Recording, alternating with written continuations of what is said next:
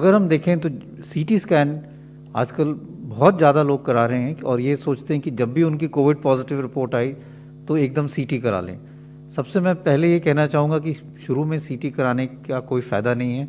Mild जो आपको अगर इन्फेक्शन है, माइल्ड कोविड है, तो सीटी से कोई फ़ायदा नहीं है। सीटी में कुछ पैचेस आएंगे।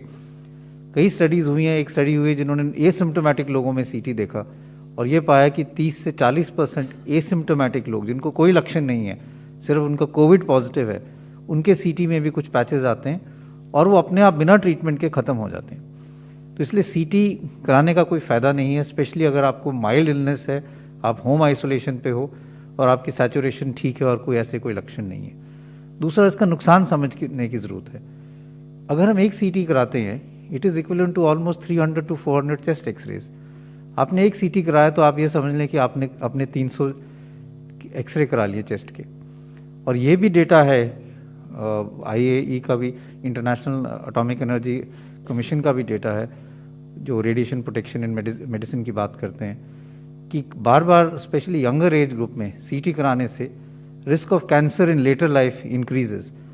तो आप अपने आप को नुकसान ही ज़्यादा करा रहे हैं जब उसकी ज़रूरत नहीं है, क्योंकि आप अपने आप को रेडिएशन एक्सपोजर कर रहे हैं और उससे बाद में कैंसर होने का चांस बढ़ सकता है। इसलिए मैं यही कहूँगा कि अगर आपको कोई सिम्टम नहीं है, माइल्ड डिजीज़ है और सैचुरेशन ठीक है, तो प्लीज़ सीटी ना कराएं। सीटी तभी कराने की ज़रूरत पड़ती है अगर आपको मॉडरेट इलनेस है और आप हॉस्पिटल में एडमिट हो रहे हैं, और अगर डाउट हो तो पहले चेस्ट एक्सरे कराना चाहिए, उसके बाद ही सीटी स्कैन कराएं। दूसरा है बायोमार्कर्स। बायोमार्कर्स का मतलब कि आजकल लोग कोविड पॉजिटिव हुआ तो ब्लड टेस्ट कई करा लेते हैं। अपना CRP देख लेते हैं, ब्लड CBC देख लेते हैं, डी डाइमर देख लेते हैं, LDH देख लेते हैं, फेरेटिन देख लेते हैं। फिर से मैं यही कहना चाहूँगा कि अगर आपको माइल्ड इलनेस है, होम आइसोलेशन पे हैं, अगर आपकी सैचुरेशन ठीक है और कोई और लक्षण नहीं है, बुखार भी ज़्यादा नहीं है, तो इन सारे बायोमार्कर्स का करने का कोई फ़ायदा नहीं है। इससे पैनिक रिएक्शन ही ज़्यादा होगा। ये सारे बायोमार्कर्स एक्यूट फेज रिएक्टेंट है, मतलब अगर आपके बॉडी में कभी भी इन्फ्लेमेशन होगी तो ये बढ़ेंगे। अगर आपको फिंसी हुई, कोई जख्म हुआ, दांत में इन्फेक्शन हुआ, तो भी ये सब बायोमार्कर्स बढ़ेंगे, क्योंकि एक बॉडी का इन्फ्लेमेटरी रिस्पॉन्स है। तो इससे ये नहीं पता चलता कि आपकी बीमारी जो है वो बढ़ गई है। लोग ये घबरा जाते हैं कि मेरा CRP बढ़ गया इसलिए अब मुझे स्टीरॉयड शुरू कर लेना चाहिए, और उससे ज़्यादा नुकसान हो जाता है। तो इसलिए मैं यही फिर से कहना चाहूँगा कि चाहे वो बायोमार्कर्स हों, चाहे CT स्कैन हो, माइल्ड केसेस में उसकी कोई इंडिकेशन नहीं है। और अगर आपको ये कराना है तो डॉक्टर की सलाह से, जब आपको मॉडरेट इलनेस हो तभी कराएं, और ये समझें कि इसका नुकसान भी हो सकता है और अननेसेसरी बायोमार्कर्स की रिलायंस के कारण ओवर ट्रीटमेंट हो सकता है, जिससे नुकसान हो सकता है। तो इसलिए बहुत ज़रूरी है कि हम समझें कि biomarkers can be more harmful. CT scan तभी करना चाहिए अगर उसकी इंडिकेशन हो। कुछ लोग ऐसे हैं जो हर 3 दिन बाद CT करा रहे हैं, और मैं उनको यही कहना चाहूँगा कि उससे नुकसान ज़्यादा है। आप अपनी बॉडी को रेडिएशन एक्सपोजर कर रहे हैं जो बाद में नुकसानदेही हो सकता है। दूसरी चीज़ है कि हम AIIMS, ICMR, Covid national task force और जॉइंट मॉनिटरिंग ग्रुप जो ministry of health and family welfare की है, उन्होंने clinical guidelines for management of Covid जारी किए हैं रिसेंटली, बेस्ड ऑन सारा जो पिछले साल का डेटा एक्यूमुलेट हुआ है, रिसर्च हुई है उस पर कि कौन सी दवाई कब यूज़फुल है और कौन सी दवाई नहीं देनी थी। उसमें ये क्लियर है कि जो माइल्ड इलनेस लोग हैं, ज़्यादातर उनको कोई दवाई की ज़रूरत नहीं है। अगर कुछ दवाई लेना चाहें तो बेस्ड ऑन लिमिटेड डेटा और लिमिटेड जो हम कहते हैं सर्टेनिटी, आइवरमेक्टिन या हाइड्रोक्सीक्लोरोक्विन ले सकते हैं, लेकिन ज़्यादा दवाई लेने की ज़रूरत नहीं है।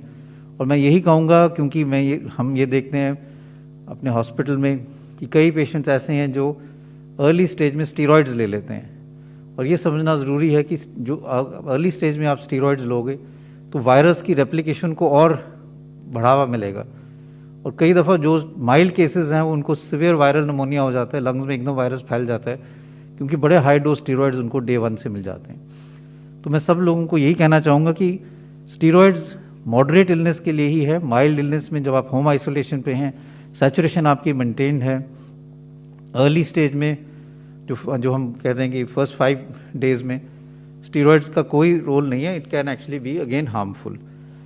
घर पे जो लोग रह रहे हैं, होम आइसोलेशन कर रहे हैं, उनको कुछ चीज़ें I think are very important, एक तो अपने डॉक्टर से संपर्क करते रहें। कुछ जो वार्निंग साइंस हैं, जैसे आपके सैचुरेशन कम हो रही है, 93 या 93 से कम हो रही है, या बेहोशी जैसी हालात हो रही है, सुस्ती ज़्यादा हो रही है, या छाती में दर्द बहुत हो रहा है, ऐसे जैसे वार्निंग साइंस हैं, तब एकदम आप डॉक्टर से संपर्क करें और अगर ज़रूरत होगी तो फिर एडमिशन के लिए भी आपको सपोर्ट लेना चाहिए। जो लोग हाई रिस्क ग्रुप में हैं और होम आइसोलेशन कर रहे हैं, उनको ज़्यादा ध्यान रखने की, जिनकी उम्र ज़्यादा है, जिनको हार्ट की प्रॉब्लम है, डायबिटीज़ है, इम्यूनोसप्रेसिव ड्रग्स पे हैं, या क्रॉनिक लंग प्रॉब्लम है, या लिवर की प्रॉब्लम है, या क्रॉनिक किडनी डिजीज़ है, इन लोगों को ज़्यादा ध्यान रखना चाहिए और definitely regularly health care workers के टच में रहना चाहिए। कई जगह पे the state government have made facilities कि आप किसी के टच में रह सकते हो जो होम आइसोलेशन में आपके सुबह शाम आपको मॉनिटर करके आपका टेम्परेचर, आपके सैचुरेशन के बारे में पूरी जानकारी रखते हैं, तो वो करना बहुत ज़रूरी है।